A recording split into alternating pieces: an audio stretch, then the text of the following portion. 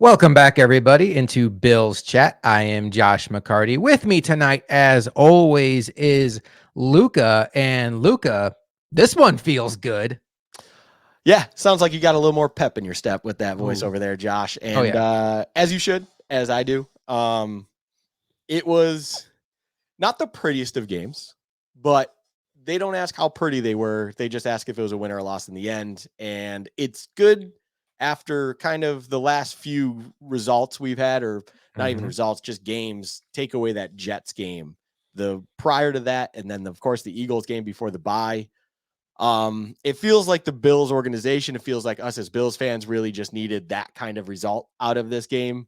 And thankfully, with their backs against the wall, Josh Allen, everyone involved kind of came through in the end and got the win. And it feels good. It feels good to be sitting here talking wins once again with you. Yeah, it's one thing to keep Tyrod Taylor and the backups of the Giants out of the end zone when they're trying to go down and score on you and stop a Hail Mary from Baker Mayfield in your building. But this Bills team has kind of gotten a reputation, at least this year, as a team that can't hold leads in big spots. And at Arrowhead, with your season on the line, is as big of a spot as it gets. And this was a huge game for the Chiefs, too, as we'll talk about later. And the defense came through. And Luca, on that 4th down and 15 pass, when it goes incomplete and it is crossing your mind that the Bills are going to escape Arrowhead with a victory, what was going through your mind? Euphoria. Yeah, absolute euphoria. It's funny, even leading up to that fourth down play, after everything that had transpired and the craziness that I'm sure we will talk about at some Mhm. point in this episode. How could you not? Um, the Chiefs did something that I feel like Andy Reid back in his Eagles days used to do all the time with mismanaging the clock. And then all of a sudden calling that timeout, I assume because all of them were just so mentally not in that moment for a play clock that they just needed to do that. Once that timeout came, and now we're sitting at fourth and 15. That is essentially fourth and game. And by essentially, it is literally fourth and game due to that timeout being expended. It was like, oh, wow, here we go. That moment happens. Floyd touches Mahomes' elbow. Not a perfect throw. It's incomplete. No flags on the field. I love Nance or Romo, whoever it was, saying no flags on the field like immediately after the play is dead. And it's like that. It feels right to say that by an announcer because it's noteworthy, especially in today's NFL, where it's like, are there any flags? I feel like we even saw some of the Bills players who were very excited on the field when that moment was incomplete. You even saw some head snapping around. I thought I was watching a soccer match where they looked to check the side to see if it was offside after a goal just because they got to make sure. It was like one of those moments where it's like, did that actually happen? And did it really count? Because that's massive. And yeah, it was a euphoric moment. It was unbelievable. I was just unbelievably excited and happy when we finally were like, we gave the ball back to Mahomes with time on the clock. And somehow, some way, we gave the ball back to a great quarterback, a great team. And somehow, some way, actually were able to get the job done on the defensive side of the ball, which ironically enough, it feels like this team under McDermott hasn't done too much against those upper echelon quarterbacks. And what a great feeling that had to have been. And I'm sure you share most of those feelings as I do here. Sean McDermott is now 4-0 against the Kansas City Chiefs in Arrowhead in the regular season, 0-2 in the playoffs, as somebody I'm sure is screaming into their podcast speaker. Okay, Luca, how will this game be remembered? Because what's the big story of this game? We know nationally the big story is going to be the Kadarius Toney offsides, and maybe that's how you'll remember this game as well. But we had Josh Allen coming out in the first half with one of the coolest rushing touchdowns you'll ever see, a great touchdown pass to James Cook, and then he bailed the Bills out with a fourth and miracle play to Dalton Kincaid. Had a similar play on a 3rd down where he's running out of bounds. It definitely, and he throws it to Latavius Murray. Debatable whether Murray caught it or not, but the refs gave it to him. It definitely felt like a Josh Allen put your cape on kind of day, even though he only ends up with 233, a touchdown, and 32 more on the ground with a touchdown. Is it the defense holding the Chiefs in Arrowhead to less than 20 points? Is it the Kadarius Toney offsides on what erased a great play by Travis Kelce catching a ball over the middle, lateraling it to Toney for what would have been the go-ahead touchdown? How will this game be remembered? What's the lead story coming out of this game? The Kadarius Toney moment has to be the lead. It just has to be, regardless of what side you're on. That is the image that you can take that still. I should almost just use a screenshot of that pre-snap look as the thumbnail. Maybe I will. I haven't made it yet as of recording this, so maybe I will do that just because it feels maybe right. I probably won't, to be honest, but that is the moment. That is the thing of this game, because as even if you go back and look, the flag is thrown immediately. So it wasn't like a late flag where deliberation happened, where you could, even as a Chiefs fan, if you were, be like it's a conspiracy or whatever this is, whatever BS you want to spew. It was thrown instantly. It was something an official spotted right at the moment in time, right at the moment of the snap. And when the touchdown crossed, I don't think anyone recognized it, just because the play had broken down to the point where you weren't even. I will genuinely say this, beyond my Bills fandom, if I pull myself out of that, watching Kelsey make that play, Toney scoring, as a football fan, that's a cool play to see actually happen and work. It's unconventional. It takes just guts to actually pull, and skill and just timing and luck a little bit to pull something like that off legally, of course, lateral that. And it's one of those things where it's gut wrenching as a Bills fan, although there was time on the clock and I actually wasn't fully lost on that game. It's like, maybe this is just what another classic of this matchup has to build up, right? You have that moment, but now Allen gets the ball back to maybe get that last punch. So, but that moment, that clip is truly the story, because I think, and I'll say it even real quick here, Terry McAuley on Sunday Night Football afterwards even mentioned that that flag, or that penalty, has been flagged 11 times this year. Mm-hmm. It's a really odd flag, like offensive offside. That's not a commonly done thing, but it was clear as day.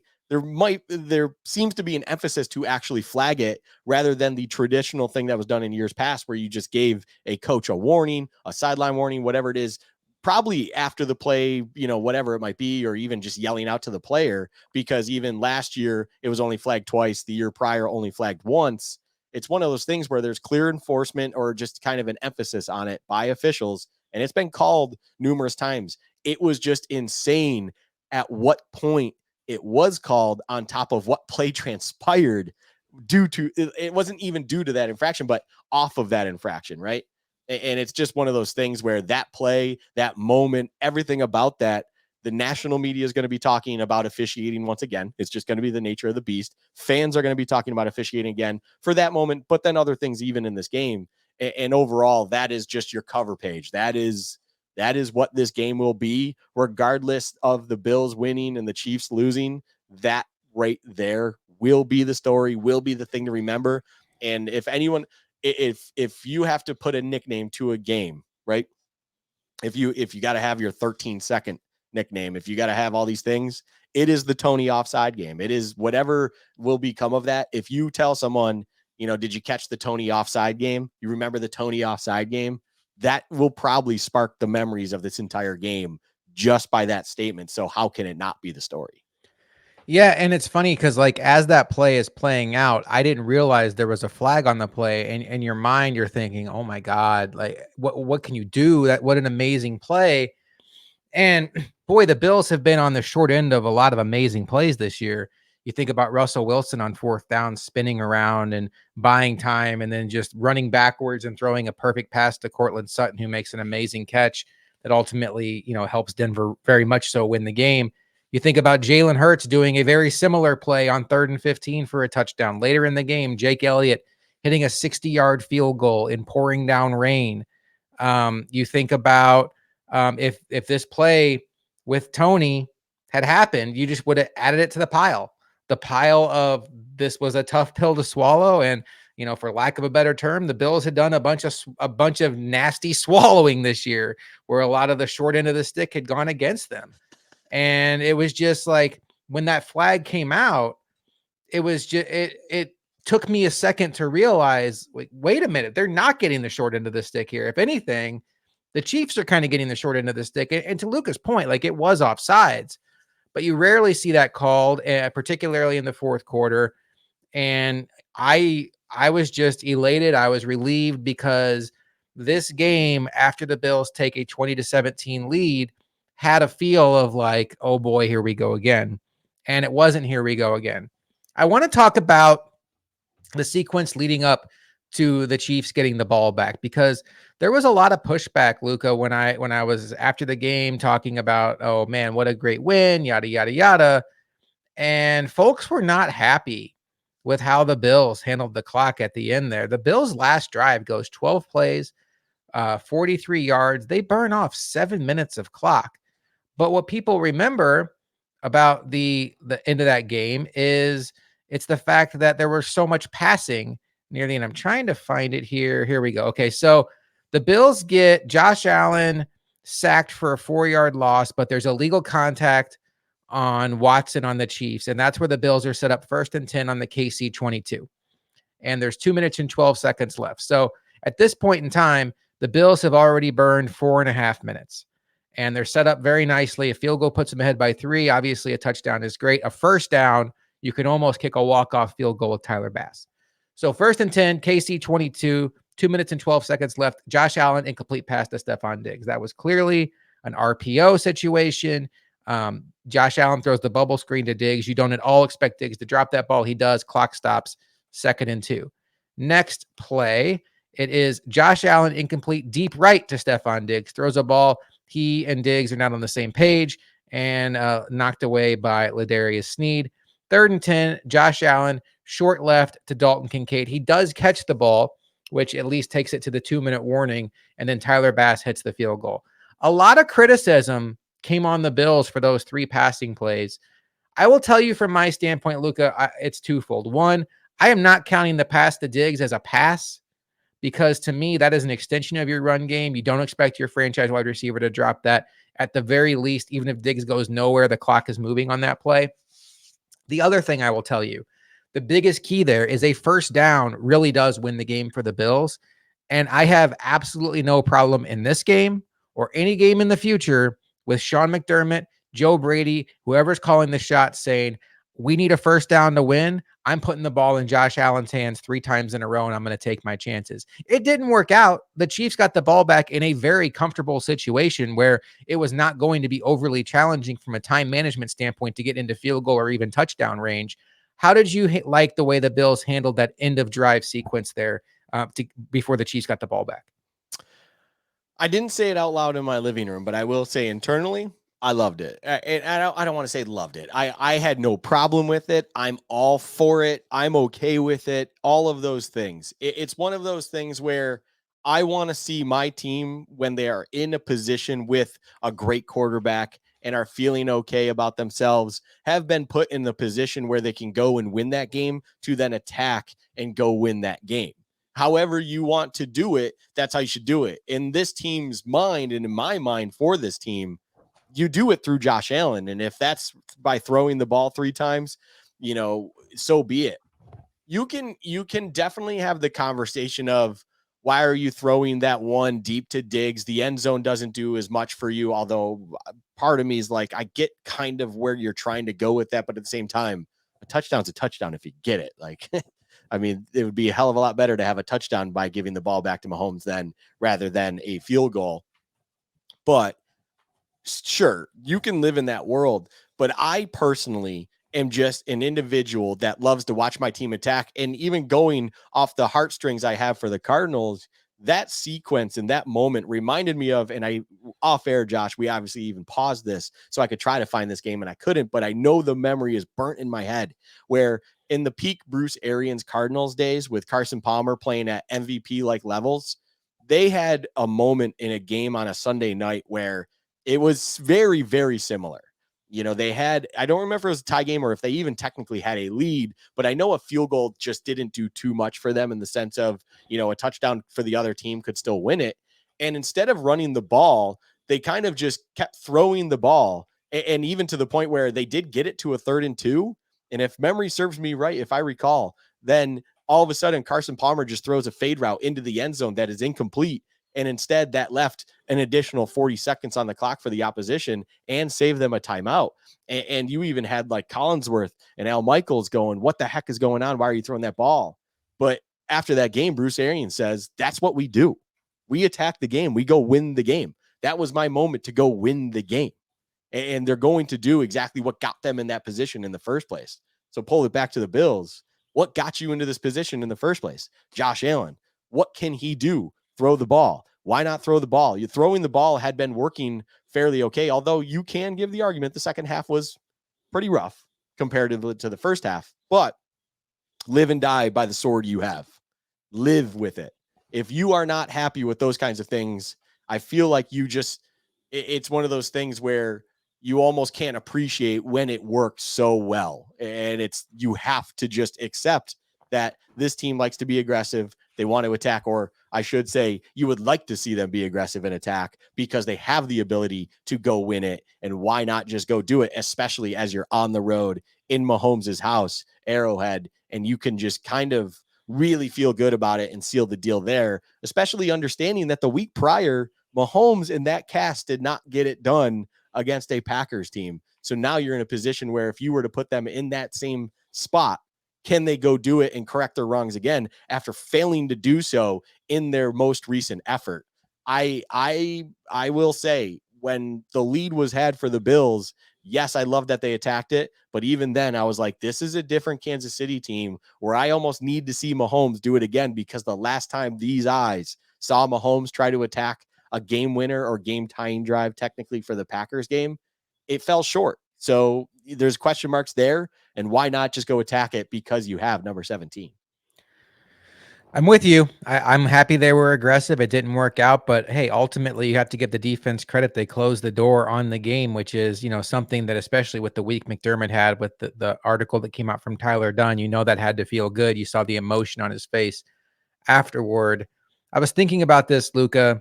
Josh Allen has been the Bills quarterback since 2018. When they drafted him, they've had a lot of great regular season moments, but when you talk about the fact that they're playing against Patrick Mahomes, you talk about the fact that really their playoff lives, it's pretty much they have to win out to have a guaranteed shot to make the playoffs. Otherwise, they're going to need some help along the way, which they've been getting a lot of help along the way. We'll get into that a little bit later.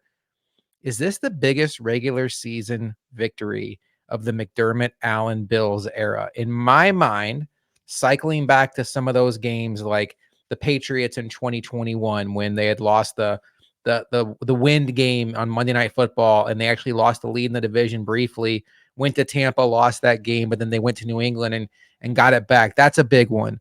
I love Dallas on Thursday night on our Thursday day on Thanksgiving, just for like the scene it was, because we weren't living in a world at that point where the Bills had 4 or 5 national TV games yet.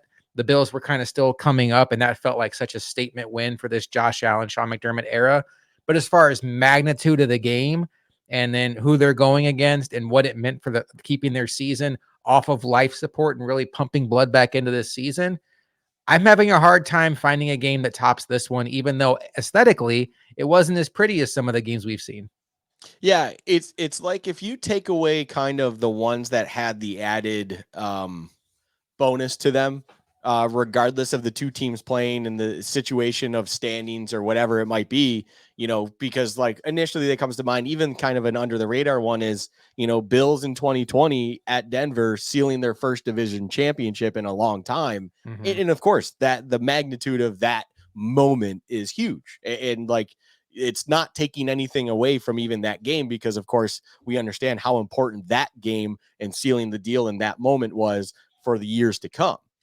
But I'm with you. I struggle to kind of see any other game where it just feels like, based on the two teams and the result that was needed for the Bills in order to do things, especially with the back against the wall mentality, with the McDermott story coming out that's starting to question, the high up stature of McDermott in that front office as well, where questions could be arose if he were to have lost this game all of a sudden, where now in the public eye things aren't looking as good. All of these variables, there's a lot working against the Bills in the sense of now you have to go to Arrowhead, one of the toughest places to play, and figure out a way to get a win to keep your season kind of on the path of getting to where you need to be in the playoffs.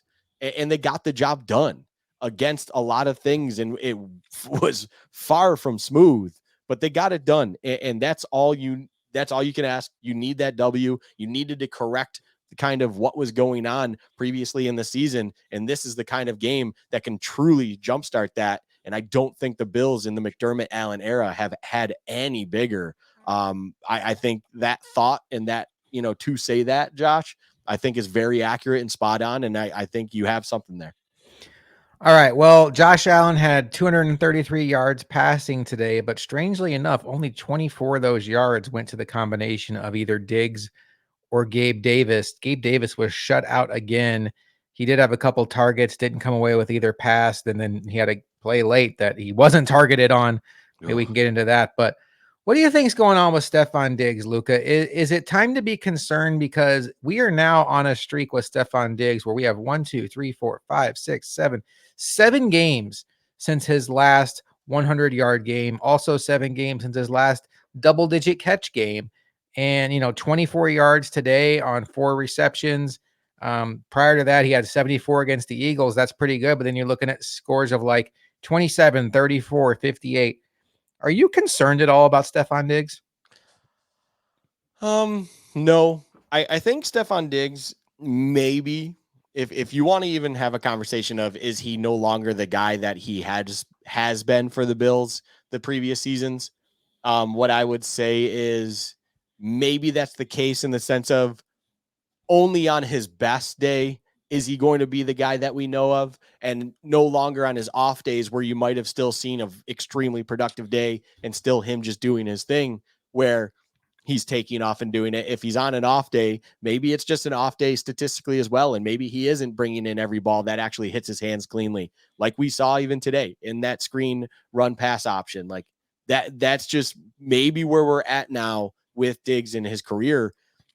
I don't think there's any issue though where I have when it comes to what his ceiling still is, what he is capable of. If he is truly 100% eyes focused, motivated, and on a good day, he's the best of the best. He's among the top. Like he is one of those guys, and I'm not concerned about that. I just think maybe this is finally getting to the point where that natural regression where he's still near that top and he's still at that peak area, but maybe it's finally on that back half rather than still just sitting among the top. And that's just the reality of age, time, everything of that nature.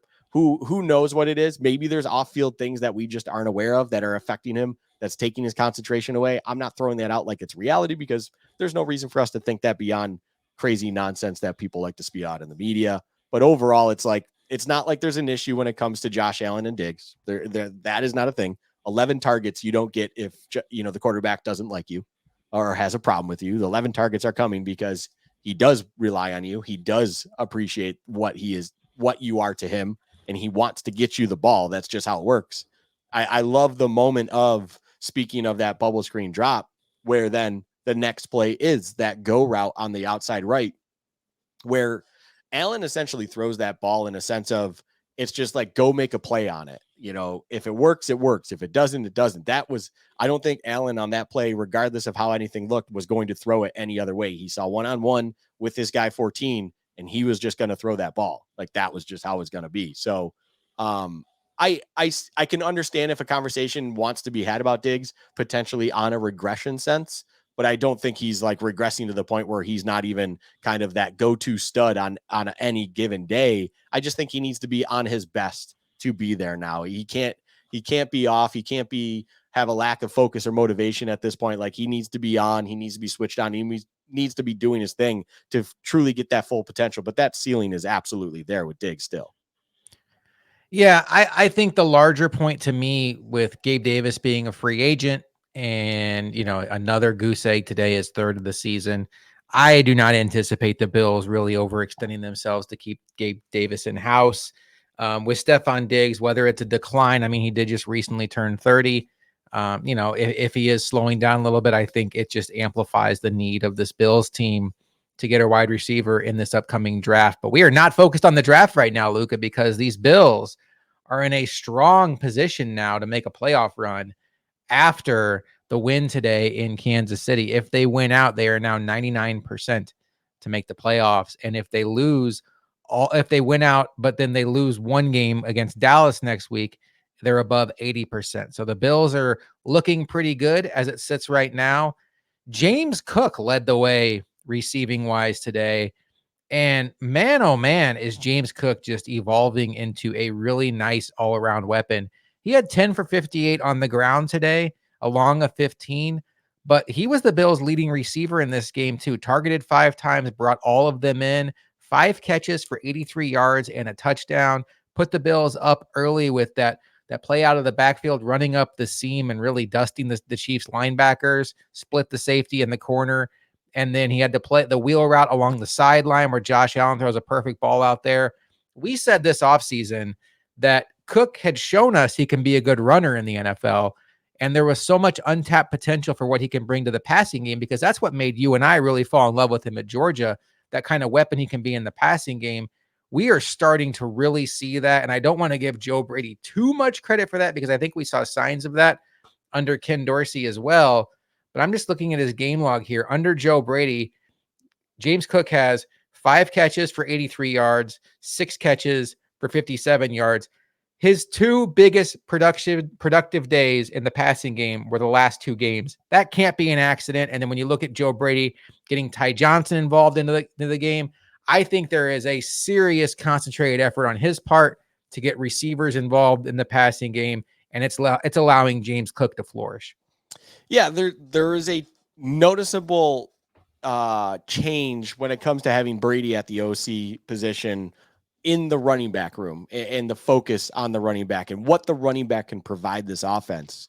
That is the one thing I will truly say is tangible that we've received with the change from Dorsey to Brady.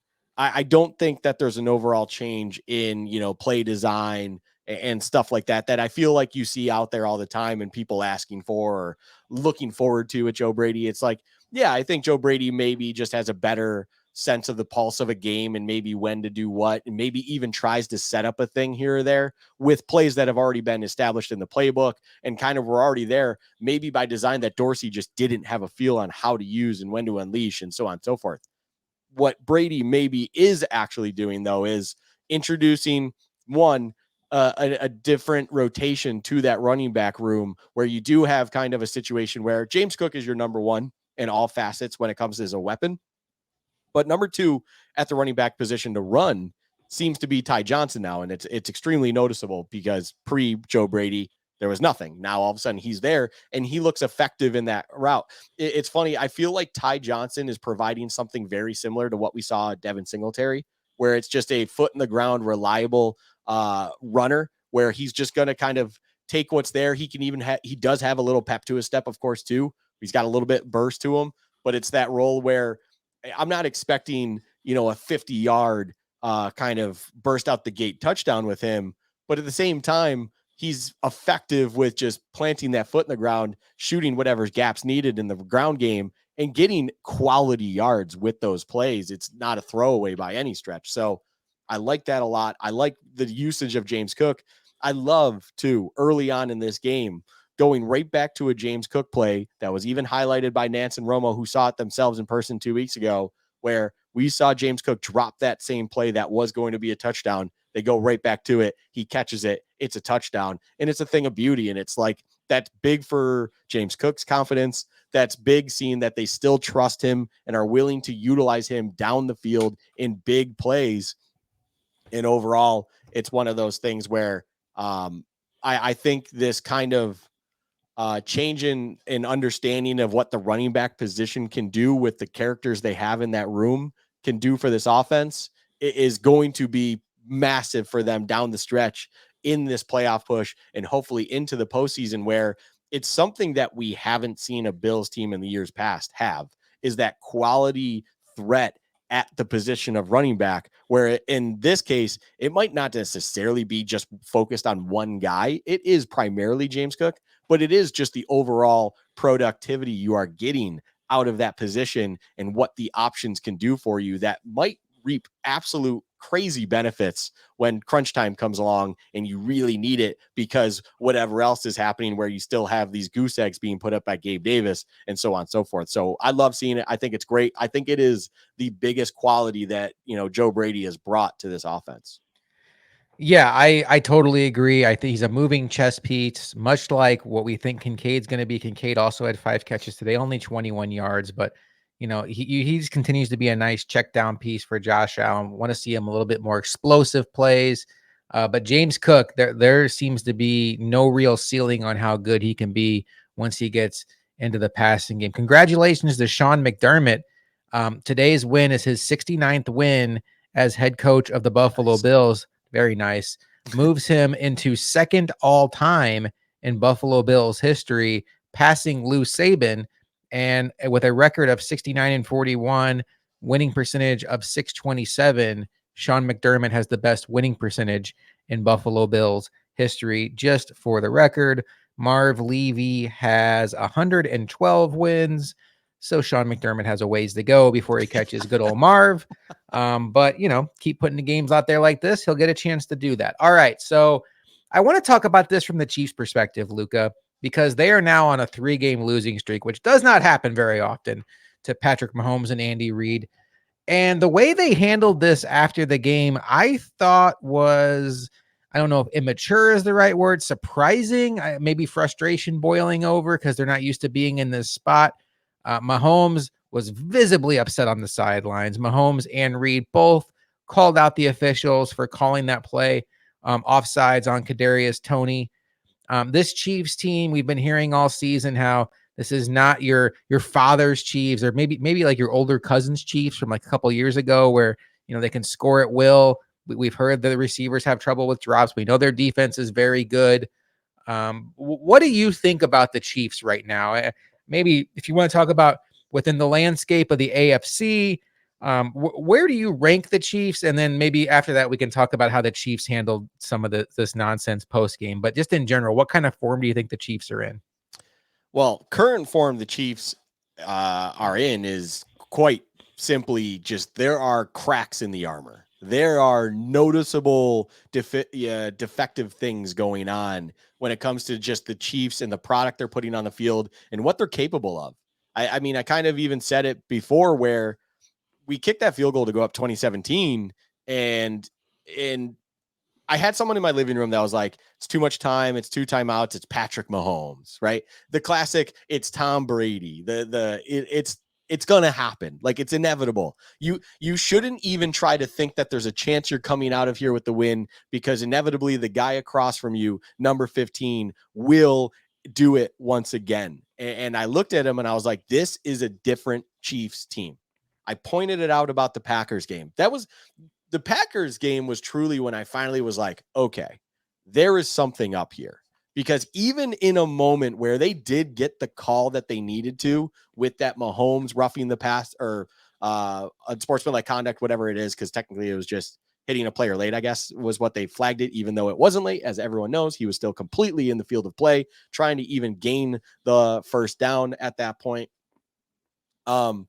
Even with getting the call there, yes, they had then the bad pass interference later on, but they didn't even get it close to the end zone. They didn't even get it into kind of inside the 30, which you feel like they just would always in the years past meticulously work their way down the field and just slice and dice you with Kelsey. With obviously back in the Reek days, they would get huge chunk plays, but even find other productive ways to get things out of your Mecole Hardmans, or then, guys like Rashee Rice now, or so on and so forth. And they didn't do that. They stalled out effectively in Green Bay. Fast forward to this game, it did seem like it was going well early for them, and they were kind of doing what they were doing. Then all of a sudden, one big moment where they do pull that crazy trick, I don't want to call it a trick play. It's not a trick play. It's just, in my mind, Travis Kelce just made a hell of a play. It gets called back due to, if they want to call it a questionable call, it's pretty black and white, and it is definitely offside. They're just not happy about it because what it did. They let the game be lost at that point. And this is now not the first time that that's happened this season, where they just can't get it done. And you just start to wonder if, aging Kelce, in all respect to him, he is a Hall of Famer and stuff, but he is on the back end of the 30s. And it's, you do wonder what he's physically capable of anymore. And they just don't have any other compliments around him. I feel like even after the season, we're going to be having a conversation about the Chiefs when it comes to, do they even have anything built around Mahomes where he can get it done? The conversation we've had about Allen, where it's like, we need more weapons, we need better weapons, we need like all of these things. It's like, that feels like the conversation that is looming for the Chiefs. And we're seeing a point in their current form that it's that. What I will say real quick before kicking it back to you, because I'm sure you got stuff on this as well, I still think they're the top dog in the AFC until they show they can't do it in the playoffs, because playoffs change everything. You got to be a mentality monster. You have to know what it's like to be there. It's why the whole thing with the Bills, even though technically they've also had their rough stretch of form, every respected media person out there is like, you do not want to see this team if they make it. There is no world that you want to be the Jacksonville Jaguars or the Colts lost today, but if they were to win that division, whoever the division winner is, Baltimore, even although Baltimore may take the 1 seed at this point, there's no world that any of those division winners want to feel good about themselves only to have the Buffalo Bills come into town, because they are a dangerous team who understand what it takes to be in that moment. Kansas City is still that team. Are they going to be the 1 seed? No. I think that dream for them is over. Are they going to have to most likely play a road game in the playoffs to get to outside of the first round? Yeah, probably, because they're at a point now where the Denver Broncos are breathing down their neck and they are losing grip on the division, let alone the top seeds in the conference. So they have a lot to work out, a lot to focus on, and there are clear breaks in everything they try to achieve, where I do question if they're going to inevitably get to the conference title like they always do. And is this finally the year where we do see a little bit of a step back? And it's just natural for a team that's been at the height of where they've been for so long that eventually you have to take a step back. Even the Patriots in all their glory days had some seasons where they didn't make the AFC championship, or so on and so forth. Like there was an AFC championship during Brady Manning where we had Ben Roethlisberger playing Joe Flacco. Like that did happen. So there are years where even the best of the best don't make it to that conference title, to the Final Four. And this just could, for some reason, for all the reasons, be one of those years that Mahomes just can't get it done for that team to get them back to the Final Four. The good news for the Chiefs is they have the Patriots up next and the Raiders after that. Maybe that will help them get over this 3-game losing streak. I am with you. I look at this team and look, there's still that aura about them. Patrick Mahomes, Andy Reid in a playoff game. In a lot of ways, if you're a basketball fan, it's like it doesn't matter what team LeBron's on. You don't want to go against LeBron in the playoffs. Those great players just have a way of just not caring about the big moment and finding a way to rise above. So I think until proven otherwise, the Chiefs are still the scariest team. But I do think this opens up a larger conversation about the state of the AFC right now, Luca. And I want to get into that with you, but I think maybe what we should do is put a bow on this Bills Chiefs game before we have a larger conversation about what the playoffs look like, what the Bills path looks like, and the state of the AFC. Let's put a bow on this Bills Chiefs game. Fun game in Kansas City today. Huge win for the Bills. And before I really get into it, I want to say, folks, please find a way to enjoy this game. Sports are supposed to be fun, and today was just such a fun day to be a Bills fan. And I put stuff out there on Twitter, and people were responding back, well, oh man, they almost lost that one, or clock management down the stretch, or they got lucky with the Tony thing. Hey, you know what? They've gotten unlucky a lot this year. So enjoy the luck. Enjoy the game. Don't worry about what happened today at the end, if it's sustainable or if it's luck. The Bills are a 7-6 football team, and they have a very good look at making the playoffs after what was a disastrous start to the season. But Luke, as we do every week for the Bills, we have game balls and game checks. Game ball is our MVP. Game check is basically our least valuable player from the game. They don't even need to get a game check for their performance, but they still will. It's okay. Don't worry. Luca, who gets your game ball for their performance in this game against the Kansas City Chiefs? That's a great question. I feel like there's a couple good candidates for this one. I'm honestly gonna go on the defensive side of the ball. I had a player in mind, but then I kind of reevaluated it as we were getting to the point where we're winding down this episode, and I was like, you know what? I do believe that there is someone on the defensive side that kind of deserves it, even in a situation where I don't think they did too much statistically to be showing for this. But Ed Oliver just once again is proving, I'm going to say more yourself, but I was included in the take where there were questions about the extension given, right? Based on what we have seen, the inconsistency that we had seen. Will he finally be able to live up now to a bigger number of paycheck? And can he actually live up to the quote unquote potential that you would expect from a guy like him? And honestly, he is one of those rare circumstances where as soon as the money hits the bank account, all of a sudden he does play to that level, and does become the player he can show up in big moments, do it on a regular basis, and be that massive impact player that we need him to be on the defensive line, especially as we don't have an edge presence. It feels like a lot of times you need it, the pressure coming from somewhere. He provides it all the time. A key big paw bat late in the game. He had half a sack somewhere. I can't remember what was that, him sharing the sack with Rousseau potentially like halfway through the game or so. Don't remember when that one was, but his impact was noticeable. The bat to me was the key moment, and that is a big time play for a guy like him to make. And it's yet another one this season, I think, is why it kind of tips the scale. And I go, you know what, Ed Oliver, you get my game ball. Yeah, the bat, which made it 4th and 15, that's where you really felt like, okay, the Bills have their grasp on this game. At 3rd and 15, Mahomes, the world is still available to him. He can go 10 yards, then 5 yards. But that bat really made it feel like, okay, this is going to be the Bills' day. Ed Oliver's having an amazing season. You're right. On things I've been right and wrong about, I have not been wronger than a player like Ed Oliver. Kudos to the Bills and Brandon Beane.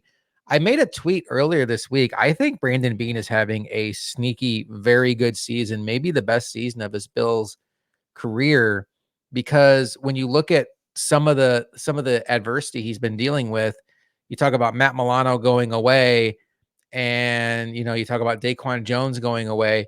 Some of the belief he's had in players that a lot of us were ready to give up on, Spencer Brown, Terrell Bernard, have grown into really good players. Terrell Bernard, I think, is becoming a star. Ed Oliver, he gave that contract extension to, and some of us flinched at that, but Ed Oliver has become a star. He loses Tre'Davious White for the season. Kyer Elam's ineffective, and now he's on IR, and he rebuilds his secondary with minimal assets, spending a 3rd-round pick, flipping a 3rd-round pick for a 5th-round pick, and bringing in Rasul Douglas. And then his 6th-round pick from last year, Christian Benford, is absolutely holding it down on the other side. He was able to get guys like Leonard Floyd in May. He got off the street the defensive tackle. Why am I blanking on this right now? Linval Joseph. Linval Joseph. My brain is all over the Linval Joseph mid-season to plug that hole when Poona Ford was not able to step in the situation with Daquan Jones. Connor McGovern looks like a really strong addition. And you just start looking at it and some of the losses they've had. Ty Johnson has been an effective player for them. Latavius Murray, when Damian Harris goes down, I think this is a really strong Brandon Beane season. I know that sometimes we get distracted by, Kyer Elam was a 1st-round pick. AJ Epinesa, another guy that, is having the best year of his career. Leonard Floyd's having the best year of his career. But I think we get so distracted by, some of the big misses that all of a sudden it's like, he has done a really good job building this roster. And that is not a game ball game check segment. But what is my game ball? James Cook.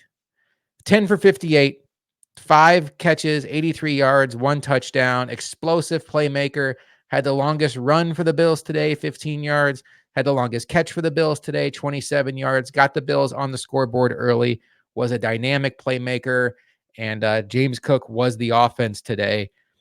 I think there are some other players on offense who might be a candidate for the next award, but Cook, on a day where the Bills needed somebody to step up, absolutely did that. All right, Luka, with the good, there's got to be some bad. Who gets your game check for this victory over the Chiefs?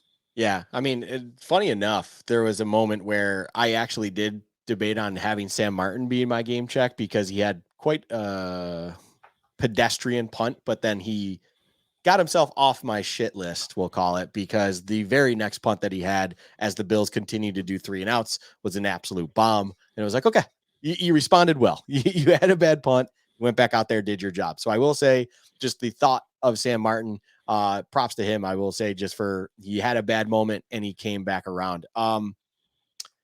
This is an interesting one because there's a couple guys on offense. It's funny you say, on that side of the ball, there's a couple guys on offense I look at that I do say this, and it feels like every year we do this now. And I say every as it's in our 2nd year, but every year that we do this, Josh, There's always one player that's theming for this award, and it's just hard not to look at this and it's kind of glaring in a way to me, and just be like Gabe Davis with another goose egg. You mentioned it earlier, of course. It's going to be talked about.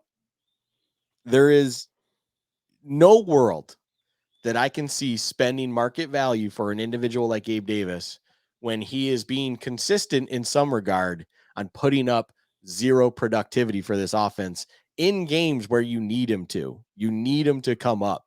And I will say, the biggest moment involved with Gabe Davis in this game, the ball didn't even go to him, and it absolutely should have. I think any individual that watches football, let alone knows football, would say the same. We don't know why Josh hitched at that pass and didn't throw that for the touchdown.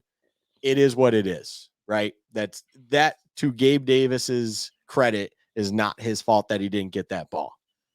But when the ball was thrown to you twice, you didn't come down with it. The one that comes to me is just some simple one over the middle at the sticks. He just flat out drops it. And it's just a repetitive theme with this guy where it's like, and we have to pay him $16 to $24 million next year per year, because not to his fault, but that's where the market is for a guy like him right now. And it's like, that's just not going to happen, especially when you consider two things. You have a draft that is chock full of receivers, of course.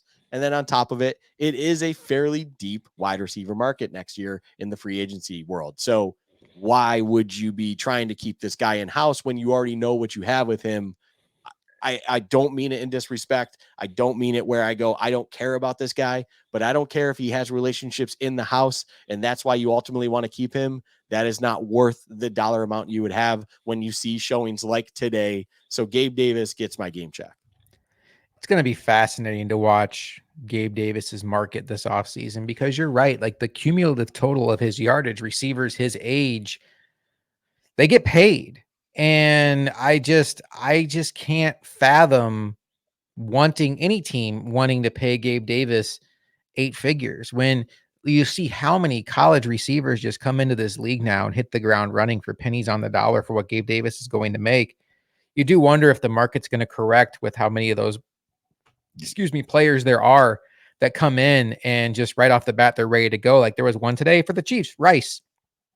They have him cost controlled for the next 3 years after this year, less than $1 million a year.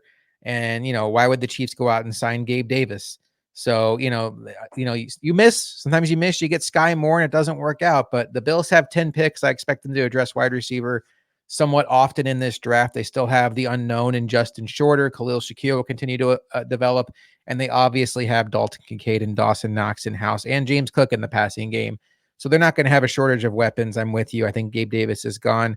One guy who will be here next year is Stephon Diggs, but he really didn't need to show up today, Luka. He only had 4 catches for 24 yards, which when you look at the output today for all the pass catchers, he was 3rd on the receiving list, but kind of a no-show for the Bills' number 1 wide receiver. I'm curious to see if the All-22 shows that the Chiefs did some, tricky things to keep him out of it. I mean, Romo kept saying it was just Snead one-on-one. Maybe he and Allen were having an off day. We talked a little bit about, is it time to be concerned about Diggs? But overall, dropping that flare out pass at the end there on the bubble screen, that set the drive up kind of to go backwards. It feels like he could have made a better effort on a play that Josh Allen threw down the sideline to him to Snead. He didn't draw the pass interference penalty. It seems like he could have worked his way back to the ball a little bit near the end and really set the Bills up well. Not a great Diggs day. I don't think I've ever given him a game check award, but for this one, I will. And then one game ball I forgot to hand out, Kadarius Toney. Hey, we appreciate you, man. Um, you know, Man. I mean, let's just be honest. If he wants to come in the Bills locker room, we'll give him a game ball. Appreciate you. All right, Luka. Let's talk about this AFC, because the Bills are live. They are live. And if you've been paying attention to the out-of-town scoreboard, things have been going pretty well for the Bills. It started off on Thursday Night Football with the Steelers losing at home to the New England Patriots. The 1:00 games saw the Houston Texans and CJ Stroud fall to the New York Jets, and we have an injury situation with CJ Stroud. We'll have to keep track on. It looks like he left the game with a concussion. Hopefully everything's okay there. They play the Titans next week. We have the Colts losing it on the road today to the Bengals, which brings them back one game. But, now the Bengals have won 2 in a row, so they're kind of still on the way. And the Bills obviously beating the Chiefs. The games that didn't go the Bills' way today were the Broncos beating the Chargers. Justin Herbert got hurt in that game. And then the Browns taking care of business against the Jacksonville Jaguars. Luka, how do you like the position the Bills currently sit in? A lot better than I did 2 weeks ago. Mhm. That would be just the quite simple response to that. It's like, first and foremost, yeah, they don't have the tiebreaker in a crazy mosh posh where you have the Steelers, the Colts, the Broncos, the Texans, the Bengals, the Bills, all at 7-6. It's a lot of teams all chilling at the exact same record. But if you just look at the teams and you were to say, okay, these teams are sitting in these current predicaments, they are all vying for, we'll call it 2 spots, because the Browns, even though they're only 1 game in front, they're the one exception to this where, yeah, they don't have their leading quarterback, but there's absolutely a debate to be had on what the dip in play is, if at all. And they still have an elite defense where it will most likely get them over the finish line. They are probably going to be your 5 seed. So I'm taking them out of the scenario. But when you look at the Steelers and their situation at quarterback, especially, but overall, the Colts are on a backup quarterback, but again, Gardner Minshew is serviceable. We'll call it. They do have a suspect defense, but they're a decent-ish team. You have the Broncos and their whole thing. The Texans, who now we talked about, CJ Stroud, as great as he's been, there's a little bit of a concern with him. You lost Tank Dell already for the season. They lost Nico Collins now for we will see how long. Will that inevitably fall? The Bengals, all due respect to Browning and stuff, even though they've won these 2 games, it just feels like, there's still kind of any given day you could see them dip a little bit in form. And then the Bills themselves, I like the Bills up against all of those teams. If the Bills had to go through that gauntlet right now with where all those teams stand, Josh, I would feel comfortable saying that they would win 4 to 5 of those games. And there are only 5 games to be played among the other ones that they're tied with. So if you look at it head to head, who's the better team, things of that nature, I like the Bills in this situation. Now you're in a situation as the Bills are where it's like, hey, you just need to keep winning games and you control yourself with where things are, because some of those teams play the others and stuff like that, where things will naturally fall where they are. The Ravens still have to play some of those teams, so on and so forth. Like the Dolphins are still going to have to play. Actually, no, they don't really have to play anyone. Never mind. Screw that take. They just playing cellar dwellers and then also the Ravens and Cowboys. So it's just one of those things where the Bills have everything in front of them. They are, out of all the teams they're tied with, in the best situation in house, because they are quite literally the only one in that mix of 6 teams that still have their leading man. And oh yeah, that leading man is Josh Allen. So it's like, yeah, I like them in a fight with all of those other teams. They can get anyone on any given day. And even going back to something said earlier, they are the team that, of course, all those division winners, whoever those become, want no part of come the playoffs. If you were to ask them among that group of 6, who would they least like to play? I agree 100% with that. I imagine whoever the division winners are just crossing their fingers and toes but they don't get the Bills. And you mentioned it, like there are, let's just add it up real quick. You just said it: 1, 2, 3, 4, 5, 6 teams tied at 7-6, and the Browns are at 8-5. That's the jumbled mess. But to Luka's point, these teams all play each other. The Browns still play the Bengals. The Bengals also play the Steelers. The Browns play the Texans. The Colts play the Texans. The Colts play the Steelers. You're going to get a lot of attrition as they eat away at each other, while the Bills are not playing any of those teams. So the Bills are just going to kind of continue. As long as the Bills keep stacking wins, they should be just fine. Luka, how do you measure up the AFC? Because I think coming into this year, it felt like, wow, the AFC is loaded. You got Burrow, you got Lamar, you got Deshaun Watson. Maybe someone like Kenny Pickett takes another step. Russell Wilson's, second year. Who knows what Sean Payton can do with him? Aaron Rodgers is a Jet now. But now you look at it, Rodgers is gone. Deshaun Watson is gone. Justin Herbert got hurt today. He's not going to make the playoffs regardless. Burrow's gone. And you're looking at a playoff field. Trevor Lawrence, clearly not 100% right now, although you assume he will be by the time the playoffs roll around. You're talking about a bunch of backup quarterbacks that are vying for this wild card spot outside of the Bills. And we have a Chiefs team that's going to win a division probably, but they didn't look great today. You have a Dolphins team that the Bills have already boat raced, a Ravens team that came within an eyelash of losing at home to the Rams today. How do you stack up this AFC? And is there any team here that you fear more than most? Because I got to be honest, at this point, for me with the Bills, I mean, I raise my hand. I'd still prefer not to go to Arrowhead. Like, if the first round matchups come out, I'd like to see the Bills not go to Miami and not go to Arrowhead because those buildings are just tricky to win in. But from like an X's and O's and matchup standpoint, just bring on whoever. Yeah, the final little stretch of your point is perfect. It's one of those things where if I had to truly rank them, the Ravens to me are the class of the AFC. They are still in a healthy, somewhat situation. They have still their number one quarterback in Lamar. They can get you in many different ways.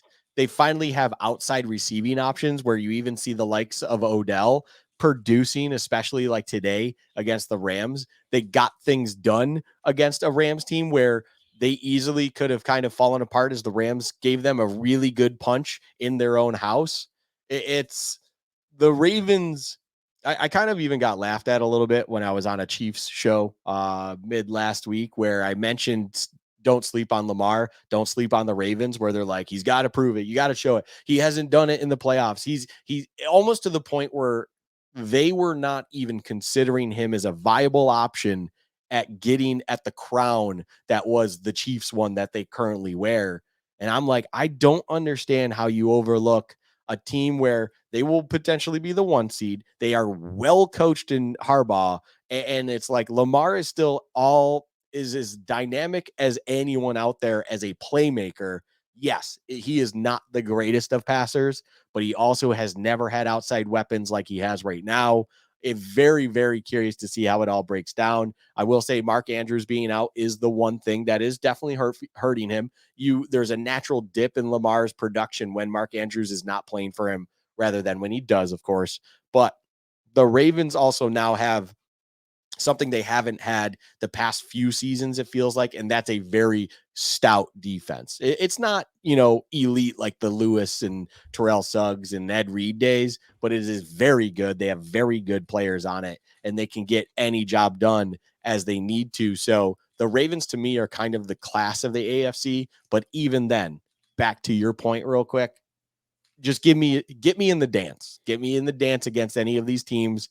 If you're looking at raw matchups, I can easily see a scenario where the Bills can take control or, take the win in any situation that they find themselves in against another opponent.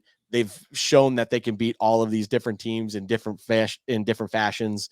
And reality is you may not hopefully I'm really hoping the Broncos can catch up to the Chiefs because I would love to see the Chiefs in a wild card spot altogether where it's not even like you're going to see them at Arrowhead unless extreme circumstances arise because they're in the 5 or 6 and somehow the 7 makes a run, something of that nature. So it will be curious to say, I will be curious to see how it all breaks down in the end when it comes to the division winners and everything like that. But if the Bills find themselves in a wild card spot at the end of the day, I won't be too concerned about the matchup because as long as they're in that dance, they have more than a puncher's chance against anyone else they're going to have to face. I was laughing because I was thinking about these poor division winners that work all season to win their division. And if Mahomes winds up being a wild card, 2 of the 3 division winners playing on wild card weekend would play Josh Allen and Patrick Mahomes. Yeah. Congratulations on that division banner. Here are 2 future Hall of Fame quarterbacks, as Jim Nantz said today, which I thought was kind of slick. Yeah. I love Josh Allen. That feels a little early. I'm with him on Patrick Mahomes, although I would, if I had to predict, I'd say Josh Allen winds up in Canton, particularly if he gets a Super Bowl win. All right, Luca. Any final thoughts on the game today? What we've talked about with the playoff scenarios, the way this team rallied around Sean McDermott after the Tyler Dunn article last week. Anything out there that we haven't mentioned that you think is worth mentioning before we get out of here? Best thing to have happen today, Josh, is I don't know if zeros hit. I finally closed the game, but best thing to have happen was a controlling win for the Cowboys. And I will say it this way: all the attention, all the media, everything naturally is going to be on that star all week, as that team then is going to be coming into Orchard Park and playing these Bills. And it's going to be fun with the world being on them. I'm very curious to see how the betting world works with that game, because there is always kind of this public lean towards the Bills, where now it's like, now you have the Cowboys coming on what seems to be a heater. I will say, I'm not coming off of my Fugazi thing.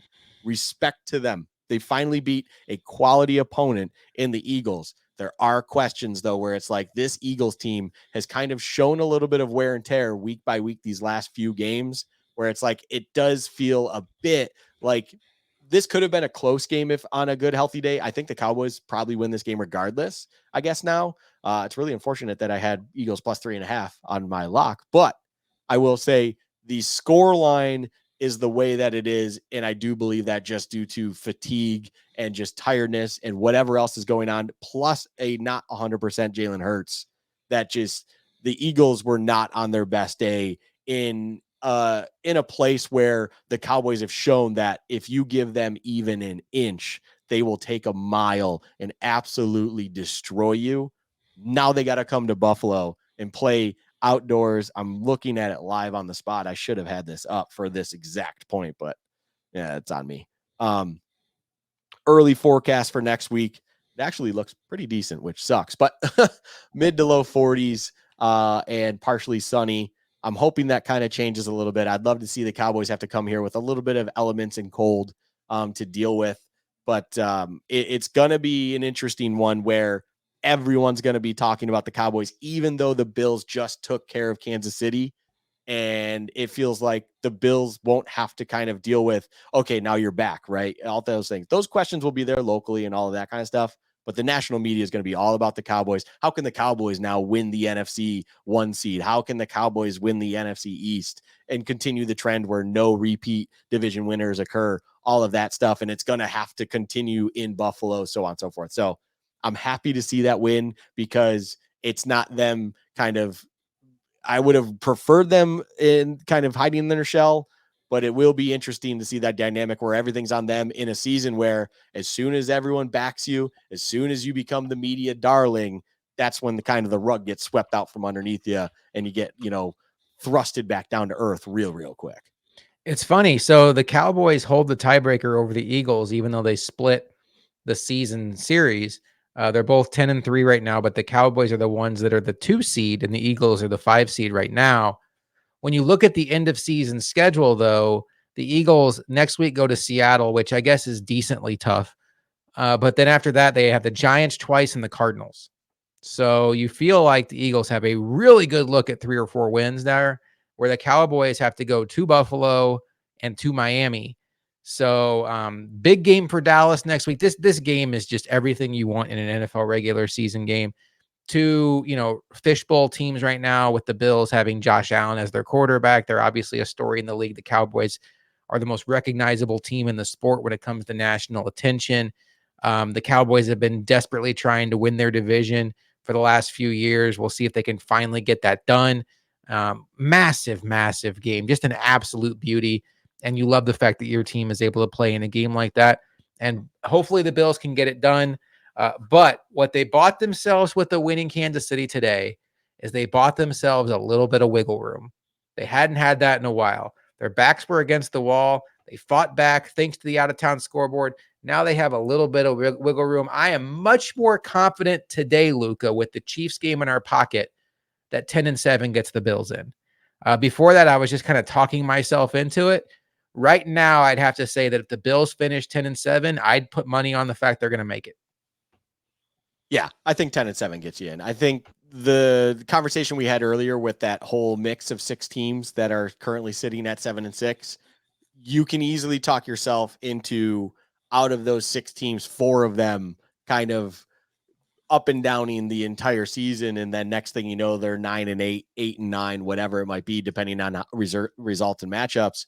And, if math serves me right, if you have 6 of them in there trying to fight for 2 spots and 4 of them end up 9-8 or worse, and the Bills are 10-7, yep, check mark. That means they're in the playoffs. So it's just what you need to do. The wiggle room's a great point to be had, but why not just win that game and really lay some pressure on a lot of different options that would be there in front of you then after that point, because there's still that crazy little idea about the division not being out of mind. And if you could four-peat as a division after the season you just had against a Miami team that looks to be kind of an AFC darling still in the media's eye, and will probably show Monday night, they will continue in their ways of showing just how dynamic they are against a very lowly set Titans team without their best defensive player. It will be interesting down the stretch to see how that all breaks down. So love to see a win, because then that wiggle room becomes big in the landscape of just getting into the playoffs. But overall, you are not shutting any door in front of you with what is potentially available after this win in Arrowhead. How beautiful would it be if the Dolphins, who play tomorrow night against Tennessee Titans, lose at home to the Titans? We would be over the moon. Yeah, but let's not live in that's delusion. The Dolphins' next real game. Well, you know what I will say? I'll walk that back a little. I was going to say the next real game is when they play the Cowboys and the Ravens. The Zach Wilson Jets are not going to go down without a fight. And this is not a Zach Wilson appreciation comment. I just think he's a baseline backup quarterback, which is not what you hope to get when you take him second overall, but he's way better than Tim Boyle. So I think that the Jets, at least with their defense, are somewhat live in that game. And, and then you have the Cowboys and the Ravens. If the Bills win out, the Dolphins still have a lot of work to do. So that's where we're at. All right, Luka, this has been fun. What a fun day to be a Bills fan. And there's no rest. I almost wish the Patriots game was next, so we could just kind of take a breather. I know it sounds weird because the Patriots already beat us, but no, we're right back in it. The biggest game is the next game. All the cliches are there. Luka and I'll be back on Bills Chat Live on Friday, breaking down this Cowboys matchup that should just be as epic gets. And then Luka and I will be back right here in these very seats next Monday morning with Bills Chat Podcast, hopefully talking about another big Buffalo Bills victory. For Luka, I am Josh McCarty. We will talk to you next time on Bills Chat.